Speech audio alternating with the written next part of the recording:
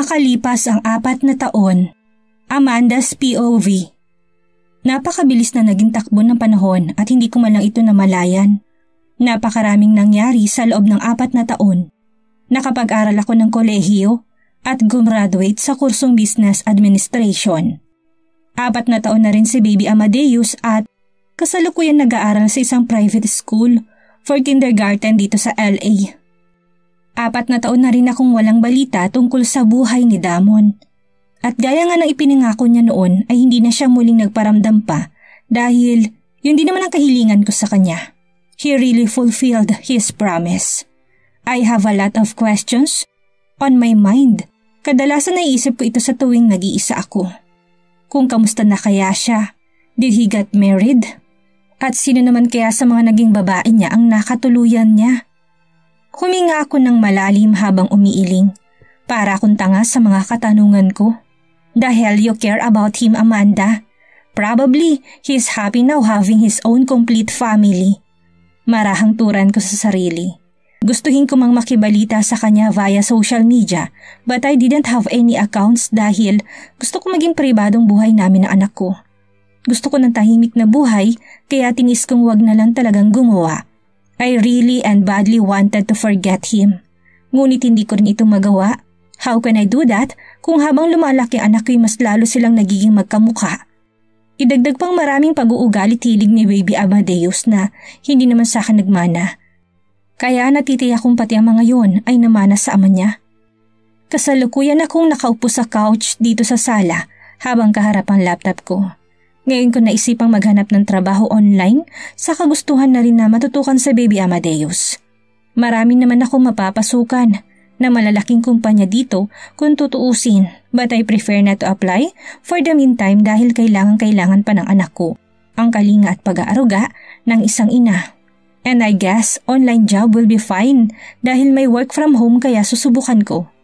Mama, I don't want to eat the spaghetti that Manang cook. It's so maalat po. Naiinis na sumbong na anak ko. Galing sila sa kusina ni Manang Rosa. He's crossing his arms pa habang umuupo sa tabi ko. Napakamot na lang sa ulo niya si Manang. Pasensya ka na, Amanda. Hindi ko kasi makuha yung timplang gusto niya. Paliwanag nito na ikinangiti ko lang. It's okay lang po, Manang. Pasensya na rin na talagang mapili pa rin sa pagkain nitong anak ko. Sagot ko bago binalingan ang nakangusong si Baby Amadeus. Hindi man siya nagsasalita, ngunit alam ko na kung anong laman ang isipan niya. I know him so well. Bahagya ako napailing at matamis itong nginitian while stroking his hair. What if Mommy will cook spaghetti for you instead? How about that, baby? Pag-aalo ko rito. That's way better, Mom. I'll go upstairs while waiting for it. Seryosong sagot lang niya bago umalis. Kapwa na lang kami napatawa ni Manang Rosa. I really can't imagine. He's only 4 years old. But he acted and talked like an 8-year-old kid. He's really a genius kid. At dahil hindi naman ako ganito sobrang talino, for sure naman niya ito sa ama niya. Susundan ko na lang sa kwarto, Amanda. Paalam ni Manang Rosa, kaya marahan akong tumango. Magmula ng mga nakako ay naging katuwang ko sina Mama Anita at Manang Rosa sa pagpapalaki kay Amadeus. Lalo na noong nag-aaral ako ng kolehiyo. Kaso habang lumalaki sa Amadeus ay may ugali na rin talaga siya. He has his tantrums na ako lang ang makakakontrol. Kaya isa rin talaga ito sa dahilan kung bakit nagdadalawang isip akong iwanan siya para makapagtrabaho. I decided to turn off my laptop at mamaya na lamang ito'y pagpatuloy. Agad akong tumungo sa kusina para makapagluto na ng spaghetti.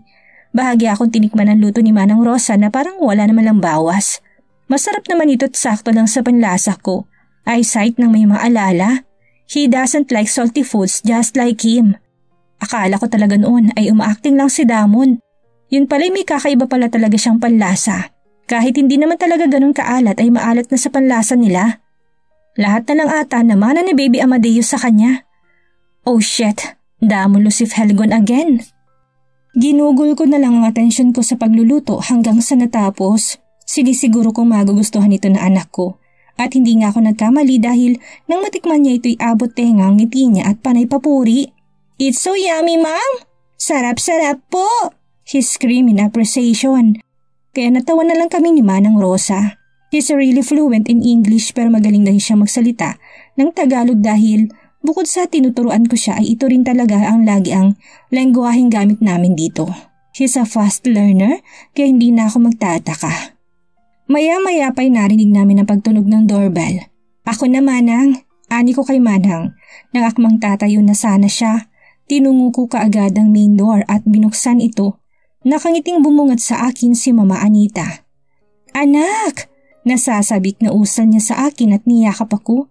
I hug her back so tight too. I miss you Ma. Ani ko. She was gone for 3 days dahil may importante siyang inasikaso. It's business-related stuff as for her. Asa na apo ko? Agad na tanong niya nang kumalas kami sa isa't isa. She really love baby Amadeus too. Nasa dining Ma, kumakain na paborito niyang spaghetti. Nakangiting sagot ko. Napakarami kong binili na pasalubong sa kanya and I'm sure magugustuhan niya lahat to. Masayang ani ni Mama kaya bumaba ang mga mata ko sa bitbit niyang malalaking paper bags. You spoiled him a lot Ma. Nakangiting turan ko't kinuha ko ito sa kanya to help her. Of course, he's the only apo I have. Ani niya. Ganito naman lagi ang dinadahilan niya sa tuwing namimili siya ng sobra-sobra para kay baby Amadeus. Bakit kasi hindi ka nalang mag-asawa nang magkaroon na ng kapatid si Amadeus? At least, 2 na silang ma-spoil ko. Segundang biro pa niya kaya ginusuan ko to. Ma! She laughed so hard sa naging reaksyon ko. That's so impossible to happen. Hindi pa nga ako nagkaka-boyfriend mag-asawa pa kaya? Marami naman nagpaparamdam ng kanilang pag-ibig sa akin. Lalo na noong nag-aaral pa ako ng kolehiyo. But I rejected them. Dahil never pang pumasok sa isip kong ganung bagay. As in, never. Baby Amadeus is more than enough for my happiness. Umupo kami sa couch. Maya-maya lang ay biglang naging seryoso si Mama habang may kinukuhang papeles sa isang envelope. Rinig ko pang malalim niyang buntong hininga bago seryoso nagsalita. I guess it's about time anak. Aniya kaya puno ng kuryosidad ko siyang tiningnan. At bago pa ako magkapagsalita ay inabot niya sa akin ang envelope na hawak niya. Para saan ito Ma? Naguguluhang tanong ko. Open it. Dapat bukas ko pa ito ibigay sa'yo but I really can't wait to give it to you now. Nagagalak na sabi niya. Kaya kahit puno ng katanungan ay kinuha ko ito. At bago ko pa man ito mabuksan ay mabilis niyang tinakpan ng mga mata ko gamit ang kanyang palad. Wait! Para naman masurpresa ka. Nakahagikik na sabi niya. Kaya natawa na lang din ako. Kinakabahan tuloy ako natatawang turan ko. Mas lalong nadagdagan ng kuryosidad ko at galak na rin. Hindi na ako makapaghintay na malaman kung ano itong sorpresang sinasabi niya.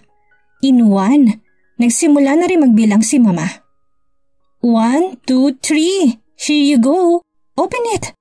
Mababakas ang labis na galak sa boses niya at gayon na lamang ang pag-awang ng labi ko nang mabasa mga dokumentong hawak ko.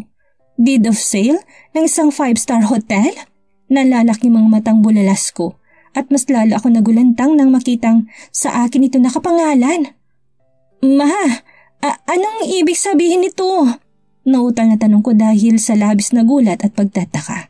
Nagpakawala na muna siya ng isang malalim na buntong hininga bago sumagot. Binenta kong ilang mga negosyo ko para bilhin yan. Actually, one of my friend is the owner of that hotel. At doon pa niya binibenta yan sa akin since she and her husband want to migrate in Canada. But I refused way back dahil sa dami ng inasikaso ko noon, baka hindi ko rin yan maatupag. Panimulang paliwanag ni Mama, kaya seryoso ako nakinig. Hinayaan ko pa siyang magpatuloy sa sasabihin niya dahil hindi ko pa naririnig ang sagot na gusto ko marinig. But ngayon nandito ka na at tapos na sa pag-aaral, nagdesisyon akong bilhin na yan. It's also my gift para sa apo ko. Emosyonal na sambit ni Mama, kaya hindi ako nakapagsalita agad sa pagkabigla. Hindi ko alam kung anong mararamdaman ko. Hirap ito mag-sink in sa utak ko. Ma, kalaunay sambit ko ngunit hindi niya ako pinatapos. Anak, alam kong kaya mo. Malaki ang tiwala ko sa iyong makakaya mo. Sa inyo magkapatid, ikaw lang ang maasahan ko na magiging katuwang sa pagpapatakbo ng mga negosyo natin. Dagdag na salaysay ni Mama. Na para bang alam nitong laman ng isipan ko. She touched my face at marahan itong hinaplos. Matalino ka. Perhaps you graduated cum laude. Masipag pa, matapang, And you are so dedicated, kaya don't doubt yourself. Puri ni Mama, kaya naluluha akong tumango. Paano ko nga ba siya hihindian? Gayong napakalaki ng tiwala niya sa akin at ito na lang ang bukod tanging magagawa ko para maibalik lahat ng sakripisyo niya. Ako na lang ang maaasahan niya dahil si Amelia ay may sariling buhay na ring inaayos. Sapat ng pagtango ko para mamungay ang mga mata ni Mama sa tuwa. Thank you so much, anak. Next week ay magpapabook na ako ng ticket niyo ni Baby Amadeus pauwi ng Pilipinas. Biglang sabi niya na muling ikinagulat ko na naman. Dali-dali kong tiningnan muli ang mga dokumento at nalaki ang mga mata ko nang makitang nakalagay na address.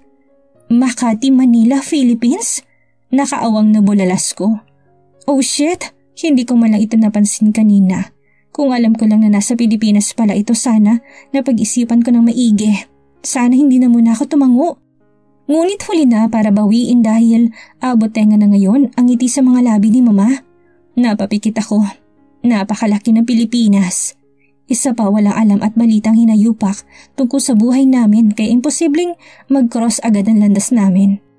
Ngunit paano nga kung muli kami pagtagpuin ng tadhana? Handa na ba ako? Handa na ba akong harapin na lalaking tinanggihan at nilayuan ko noon? Pero ni minsan hindi nawala sa isipan ko hanggang ngayon. Wala ring nagawa ang pag-aalinlangan ko dahil na dumating ang araw ng flight ay natagpuan ko na lang ang sarili sa airport kasama sina Baby Amadeus at Manang Rosa. Kailangan ko ring gawin ito para sa amin ng anak ko. Ayaw ko namang iasa na lang lahat kay Mama, lalo pat lumalaki na si Baby Amadeus.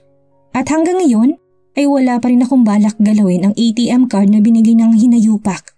Maski sintimo ay wala akong kinuha. Kung tutuusin sa halagang laman ng card ay may tuturing isang bilyonaryo si Baby Amadeus. But I want him to grow up like a normal kid. Ayaw ko siyang sanayin na lumaki sa luho at sa mga material na bagay. I want to show him na lahat ng bagay kailangan paghirapan bago makuha. Unlike his father na kahit magpasiga ng panggatong ay hindi man lang marunong dahil laki sa karangyaan ng buhay. He can use the money pagdating ng tamang panahon kapag malaki na siya at marunong na. Yun nga lang, minsan hindi ko rin napipigilan si Mama Anita na spoil ang anak ko. Speaking of Mama Anita ay naiyak pa siya kanina nang tuluyan kami magpaalam sa kanya. Dahil may kailangan siyang asikasuhin dito ay magpapaiwan na muna siya. But she promised na susunodin ka agad as soon as possible. Nagpalingalinga lang ang anak ko sa paligid. Alam niyang pupunta kami ng Pilipinas but he didn't say anything nor against about it. Marahil wala pa siya sa mood magtanong. Ipinagpasalamat ko na rin na bakasyon ngayon kaya mahabang panahon para sa pag-asikaso sa pag-transfer ni Amadeus ng paaralan. Nakaalalay naman sa kanya si Manang Rosa paakyat ng eroplano. Instead na kumuha ng bagong yaya, ay siya nang kusang nag-insist na magiging katuwang ko sa pag-aalaga kay Amadeus na sobra namang kinatuwa ko dahil napamahal na siya sa anak ko at pamilya na rin ang turing namin sa kanya. Nang makaupo kami, marahan kong hinilot ang aking sintido. Habang ang isang kamay ay nakayakap sa anak kong seryoso lang na nagmamasid sa paligid. Are you hungry? Concern na tanong ko sa kanya dahil tahimik pa rin siya, but he just shook his head as a response. Does Philippines is a nice country, Mom? For how long we are going to stay there? Biglang tanong niya kaya wala sa sarili nag-angat ako ng muka. He seems so curious now. Napalunog ako ng laway at marahang ngumiti. I don't know how to answer his second question. Dahil hindi ko rin alam kung hanggang kailan kami mananatili doon. Yes, of course. Philippines is one of the nicest country in the world. I grew up there, baby. Tanging naging sagot ko lang. Thankfully ay hindi na rin siya muling nagsalita pa. Natatakot kasi ako na baka dumating sa point na magtanong siya tungkol sa ama niya. Lalo pat, minsang nadala si Mama Anita sa kanya noon na isang Pilipino ang ama niya. Amadeus is a genius child kaya ramdam kong alam niya na hindi maayos ang ugnay namin ng ama niya cause he is not with us. Alam ko ring darating ang araw na kailangan niyang paliwanagan kaya yun ang dapat kong paghandaan. Inihilig niyang ulo niya sa dibdib ko kaya marahan ko siyang tinapik. Kalaunay nakatulog din siya hanggang sa naramdaman ko na lang din ang pagbigat ng talukap ng aking mga mata. Our travel took almost 15 hours. Kaya nang lumapag ang eroplano sa International Airport ng Manila, ay bumaba na rin kami kaagad. Hindi ko mapangalanan ang nararamdaman ko nang makatapak muli sa bansang kinalakihan. Sa bansa kung saan ako namulat sa payak na pamumuhay, na akala ko'y wala nang iba bago pa. Sa bansang nagbigay sa akin ng masasayang alaala pero naging saksi din sa aking bangungot. Halos 5 taon akong nawala dito. Umalis ako noon dahil sa kagustuhang makapagtago. Hindi ko akalaing makakabalik ako muli dito. Makakabalik na hindi mahirap at mangmang na babae na minaliit ng karamihan noon. Hindi ko napigilan ang paglaglag ng maliliit na butil sa aking mga mata habang pinapakaramdaman ng aking puso. Hindi ko napaghandaan ang araw na ito, pero susubukan ko na maging maayos ang buhay namin ni Baby Amadeus dito. Amanda, ayun ang sundo natin! Nanumbalik lang ang konsentrasyon ko nang magsalita si Manang Rosa habang nakaturo sa isang lalaki na may hawak na banner na may nakaimprintang pangalan ko. Let's go, ma'am! Ani Amadeus at nauna na silang naglakad ni Manang Rosa. Mabuti na lang at nakasuot ako ng eyeglasses kaya hindi nila napansin ang namamasang mga mata ko. Sumunod din ako kaagad at sumakay sa SUV nang sumundo sa amin. Driver pala ito ni Mama Anita dito sa Pilipinas. Habang nasa biyahe ay kita kong pagkamangha sa mga mata ng anak ko habang nakatanaw sa matatayog na buildings na nadaraanan namin. Marami namang matatayog na buildings sa Los Angeles, but the vibes here in the Philippines is somehow different and I know Amadeus feels the same way too. Namumutawi pa rin ang dugong Pilipino kahit pa man sa LA siya ipinanganak at lumaki. Tahimik lang kami ng anak ko sa buong biyahe habang si Manang Rosa at ang driver na nagpakilalang si Manong Nelson ay nagkikwentuhan. Masyado okupadong isipan ngayon sa maraming bagay. Gusto ko na makarating sa penthouse ng hotel at magpahinga. Kalaunay natupad din ang nais ko. Humintong sinakyan naming SUV sa isang eleganting building. Binilang ko pa talaga ang naturang floor nito at nasa 18 palapag ito. Welcome to Forest Limited and Suite Hotel.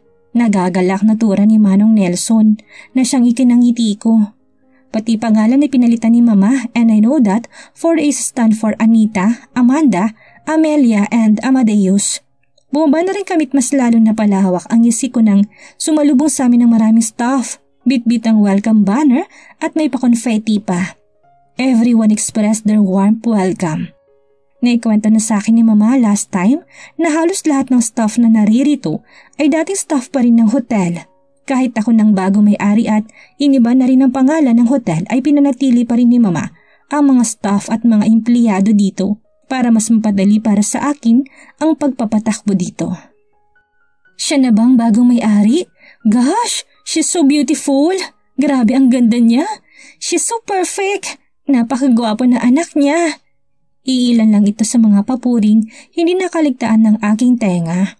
Maraming hindi lingid sa kanilang lahat ni isang single mother ang bagong may-ari nitong hotel kaya't nagpapasalamat ako sa positibo nilang komento sa akin. At pagkatapos ay tumungo na rin kami sa fine dining nitong hotel para sa nakahandang engrandeng salo-salo. Hindi ko na alam kung anong oras kami natapos. Hindi ko nga alam kung paano ako nakapag-speech ng tuloy-tuloy kanina. Even though it's my first time. Nakatulog na rin si Baby Amadeus at matapos ko itong palitan, nasuot pantulog at mailapag sa kama ay napasalampak agad ako na upo sa isang malawak na couch nitong penthouse. Ngayon ko lalo naramdaman ang labis na kapaguran. Grabe, ang galing mo Amanda. Vinidyo kita kanina at sinend ko sa Mama Anita mo. Tuwang-tuwa siya, sobra. Nakangising puri ni Manang Rosa na ikinangiti ko rin. Salamat Manang, hindi ko nga alam kung paano ko nagawa yun. Matapat na sagot ko. Naku, basta magaling ka at malamang nagmana ka sa mama mo. Kaya napakalaki ng tiwala ni Anita sa iyo eh. Keep it up Amanda. Dagdag pa ni Manang kaya marahan na lang din akong tumango at muling nagpasalamat. Matapos magpahinga ay nag-shower na rin ako para preskong aking pagtulog. I blowered my hair after bago tumabi sa anak kong mahimbing na natutulog. Good night, baby. Marahang turan ko tinalikan ito sa pisngi bago ko marahang pinikit ang aking mga mata. Sadyang napakaraming nangyari ngayong araw at alam ko mas dadami pa ito sa susunod pang mga araw. All I need is to prepare myself dahil wala nang atrasan ito. Wala nang atrasan ng pagiging CEO na higit kailanman ay hindi ko akalaing mangyayari. Days, weeks have passed ay naging maayos ang pagmamalakad ko rito sa tulong na rin ng mga managers, supervisors at staff. Dahil nasa penthouse lang kami na malagi ni na Amadeus at Manong Rosa ay mas napapadali para sa akin ang monitoring nitong hotel. Walang mag-aakala na it's my first time dahil ayon sa kanila, mukha daw akong sanay na at expert. Bukod kasi sa maigi kong pinag-aralan ito'y araw-araw ay nakakatulong din na malaki ang pagtapos ko ng kurso sa isang malaking universidad sa Los Angeles. Dahil in-apply ko lahat na natutunan ko, everything went well smoothly hanggang sa isang araw hindi ko inaasahan na muli kong makakatagpo ang isang pamilyar na mukha ng babae. Galing kami ni Manong Nelson sa grocery store para mamili ng needs ni Baby Amadeus nang madaanan ko sa lobby ang nagtataray na guest. Binigay ko kay Manong ang dala kong paper bags para kausapin ng mahinahon ng guest. Shit, this hotel! Pati kayo mga staff rito, mga tangat lang pa! Anong oras na wala pa rin yung order kong pagkain? Papatayin niyo ba ako sa gutom? She shouted the receptionist. She looks pissed. Ramdam ko yung gigil niya at base sa pinupunto nito ay naintindihan ko kaagad ang dahilan. Ngunit masyado naman ata itong mababaw para pahiyain at sigawan niyang mga staff ko. Nakatalikod siya sa akin kaya hindi niya ako napansin. We are very sorry for the delay po, ma'am. Ipapahatid na lang po namin as soon as possible. May hinahong paliwanag ng receptionist. Ngunit mas lalo lang nang galaiti ang pamilyar na boses ng babae. No need! Nawalan na ako ng gana. Tatawagan ko na lang fiancé ko. Galit na sabi niya habang may tinitipa sa kanyang cellphone. Babe, please come here. Lumipat na lang tayo ng ibang hotel. I hate it here. Sumbong nito sa kausap niya. Sinuri ko na siya ng tingin habang nakatalikod. Her posture too looks familiar. At nang bigla siya mapalingon sa gawi ko ay ganun na lamang ang pag-awang na aking mga labi. Yeah, she really looks familiar. Dahil kilalang kilala ko palang babaeng ito. Paano ko nga ba makakalimutan gayong itong babaeng higad na panay sunod sa hinayupak noong nasa Hawaii kami. 4 na taon nang nakakaraan. And her name is Bianca. Bigla na lamang nagwalang puso ko sa hindi maipaliwanag na damdamin. Posible ba na yung kausap niyang fiancé na papupuntahin niya rito ay ang lalaking kinababaliwan niya noon na walang iba kundi ang hinayupak na si Damon Lucy Falcon? Oh shit! Kita ko rin ang pagkagulat sa mga mata niya nang makita ako. Alam kong namumukhaan niya ako at kilalang kilala. Iyo? Biglang bulalas niya na hindi natapos dahil nagring biglang cellphone niya. Sinagot niya ito ngunit nanatiling mga mata niya sa akin. Mababakas din ang magkahalong gulat at hiya sa mukha ng receptionist na mukhang nagdadalawang isip kung i-approach ba ako o hindi. Sumibol ang matinding kaba sa akin habang nakipaglaban ng titig kay Bianca. Ipinagpapasalamat kong may kausap siya sa telepono kaya nakakuha ko ng pagkakataon para umalis. Sandali! Rinig ko pang pagtawag niya ngunit hindi na ako muling lumingon pa. Napahawak ako sa dibdib kong nagwawala habang nakasakay sa elevator. Ang bala kong kausapin siya kanina para pakalmahin ay biglang naglaho dahil mas nanaisin ko na lang na umalis siya at mag-check-in sa ibang hotel. Ngayong alam niyang nandito ako, paniguradang ikakwento ito ni Bianca sa hinayupak. Baka ngang hinayupak pang tinutukoy niyang fiancé na susundo sa kanya.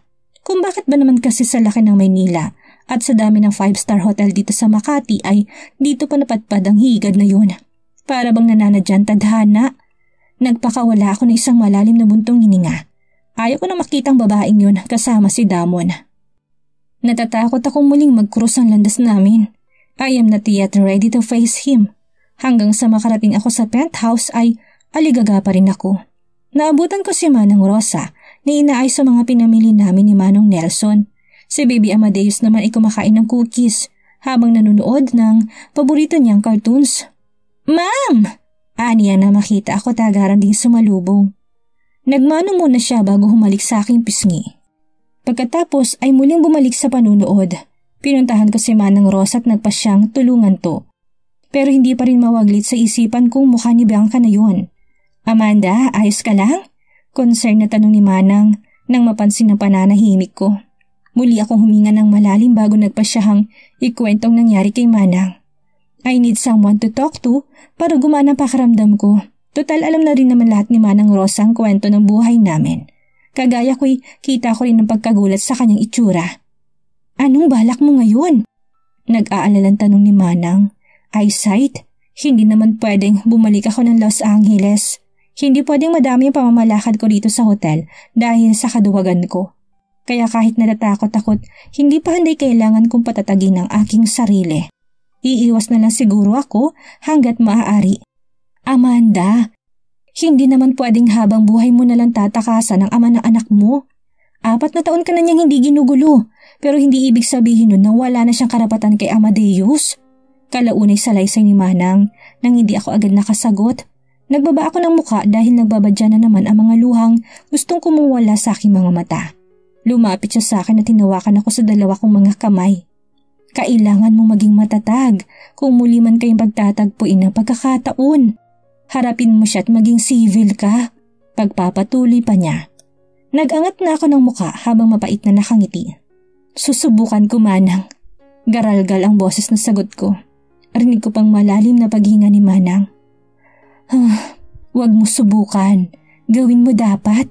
Maliban na lang kung may special kang nararamdaman para sa kanya. Kaya ka natatakot ng ganyan.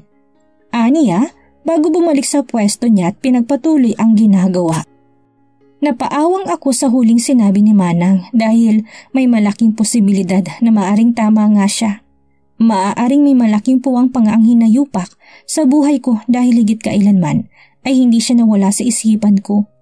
Maaari din kaya na maging sa puso ko? Napakahirap makitungo ng normal kapag may nararamdaman ka pa sa isang tao, Amanda. Well, malalaman mo yan kapag muli mong nakaharap ang lalaking yun. Pahabol pa ni Manang na siyang lalong ikinaisip ko.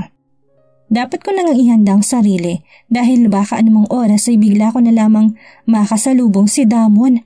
Ewan ko ba, napapraning na ata ako dahil lang nakita kong babaeng higad na si Bianca.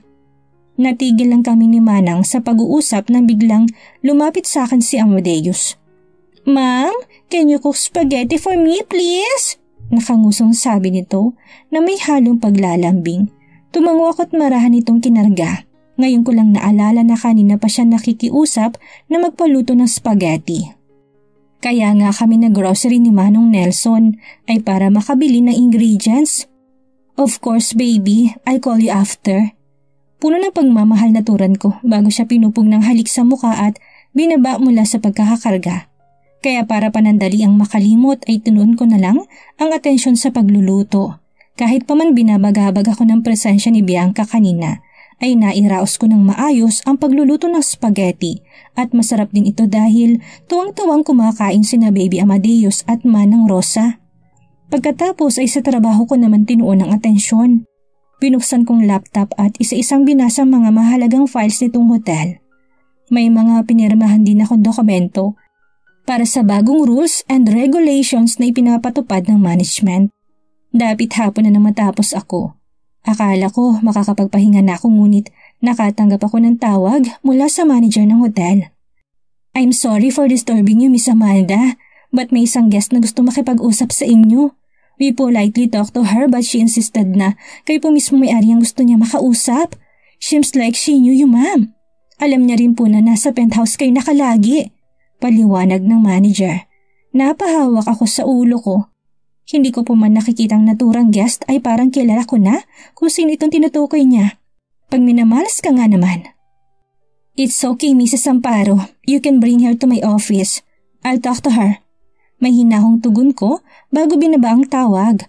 Nakagat kong aking ibabang labi. I know it's her. Sino pa nga bang aasta ng ganoon kung hindi si Bianca lang naman? So, hindi siya lumipat ng ibang hotel? Nagbago bang isip niya dahil nakita niya ako? How did she found out na ako may-ari? Anong kailangan niya? May kaugnayan ba to sa nakaraan? Sunod-sunod na tanong ng aking isip. Puno ng kuryosidad ngunit alam kong hindi ito masasagot kung hindi ko siya haharapin. Eyesight bago tumungo sa fridge para kumuha ng tubig. Gusto kong pakalmahin ng sarili dahil kagaya ng nais ko kanina nang makita siya. Gustong-gusto ko siyang iwasan. But shit, how can I do that kung sarili niya mismong nilalapit niya sa akin? Kung hindi ko naman siya haharapin at kakausapin, tsak hindi ako titigilan ng babaeng yun. Napapikit ako at kalaunay nakapagdesisyon na kausapin na lamang ang higad na yun. Wala ito sa plano ko at hindi ko ito napaghandaan, but I have no choice right now. Matapos uminom ng tubig ay agaran ako nagpalit ng formal na masusuot. Kailangan kong humarap sa kanya bilang isang professional dahil yun naman ang dapat. At nang makontento sa suot at ayos ko'y naisipan kong magpaalam na muna saglit kay Baby Amadeus at Manong Rosa. Nabababa na muna ako sa ikalimang palapag kung nasaan ang office ko. Nakailang pakawala pa ako ng buntong hininga bago tuluyang lumabas.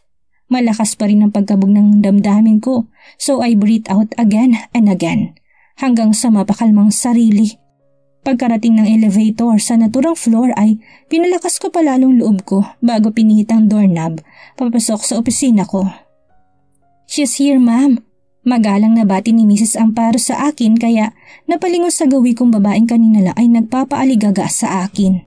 Kita kong pag-awang ng labi ni Bianca habang hinahagod ako ng tingin mula ulo hanggang paa.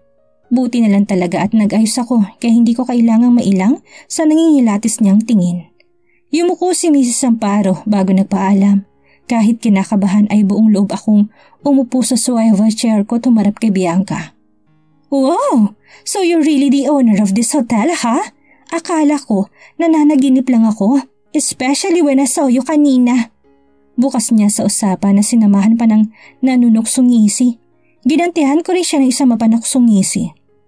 Hindi pwedeng magmukha akong mangmang sa harapan niya. "Yan lang bang dahilan kaya gustong-gusto mo akong makausap? Ang makasiguro na hindi ka nga nananaginip?" Parang kangturan ko na ikinalaho ng ngiti niya. Humalikip-kip siya sa harapan ko habang seryosong nakikipaglabanan ng titig. "Well, to tell you honestly, hindi lang yun Amanda. I mean, Miss Amanda." She addressed my name na para bang ginagayang tawag sa akin ng mga staff ko cause I prefer them to call me Miss rather than Ma'am. "Can you tell it now, Miss Bianca? Nang matapos na tayo. I don't want to waste any seconds here para lang hintayin ang sasabihin mo." Parang kang sagot ko na ikinasalubong ng kilay niya. "Is that how you approach a VIP guest? Naka-check-in ako sa mamahalin yung kwarto but your lame staff served my food so late. I decided na lumipat ng ibang magandang hotel ngunit hindi ako tumuloy na makita kita. Curiosity hits me real hard." Mahabang salaysay niya na kinakunot ng noo ko. Masyadong maraming sinasabing babaeng to. "And then, should I thank you for not doing that, ma'am? Kaya kong pagsabihan ng mga staff ko it's not good na ipahiya niyo sino man, especially in an open place. If it's the reason kaya mo ko kinakausap ngayon, well, I can do my job then. Kung gusto niyong lumipat ng ibang hotel, it's fine ma'am, and it's better." Walang paligoy-ligoy na sagot ko. Hindi ko alam kung ano pang gusto ng babaeng to. She's probably wasting my precious time. Okay, fine. Palaban na palaban ka talaga. Just like the very first time I met you." Aniya na parang sumusuko na. May inilapag siya sa table na isang envelope kaya dumakong tingin ko doon. "Here, take it. Pinahawa ko lang naman ang usapan for us to have a good start of conversation, but it didn't turn out good. Kaya sasabihin ko na lang talagang sadya ko." Aniya. Ngayon himalang kalmado ng boses niya. Tinitigan ko pa to ng makailang ulit kaya mas nilapit na sa akin. "Accept it. I know hindi naging magandang naging tagpo natin noon sa Hawaii, but I guess this will be a good start to become friends, right?" Pamimilit niya pa. Sarkastiko na lang ako natawa. Masyadong mahilig sa larong babaeng to. Nagdalawang isip ako ngunit kalaunan ay kinuha ko na rin ito't binasa out of curiosity na rin. At ganun na lamang pagkagulat ko nang mabasa ito. It's an invitation letter sa isang engagement party and the name of the couple is Bianca and Damon. Shit! So tamang hinala ko and they're getting married at mukhang nananadya pang babaeng ito. Bigla na lamang ako nakaramdam na matinding kirot sa puso ko. Iba yung epekto nito sa dibdib ko ngayon. Ibang-iba dahil ngayon kumpirmado na. Hindi ko napigilan na pag-angat ng aking labit, sarkastiko siyang sinulyapan. Hindi ko matatanggap to dahil hindi rin naman ako makakapunta. Tuwid na pagtanggi ko. Pilit pinapatatag ang boses para maitago ang tunay na emosyon. "No, I need you to be there. Not unless kung apektado ka pa ng nakaraan, Miss Amanda." Pamimilit niya pa at aminin kong natamaan ako sa sinabi niya. Umiling ako. Paniwalaan niya na ang gusto niyang paniwalaan, ngunit ayaw ko pa rin. At bago ko pa man maibuk ang bibig ko para muli siyang tanggihan, she offers me something na nahihirapan akong hindian. "I have a lot of visitors came from Los Angeles and I will book all of your VIP rooms for them to stay.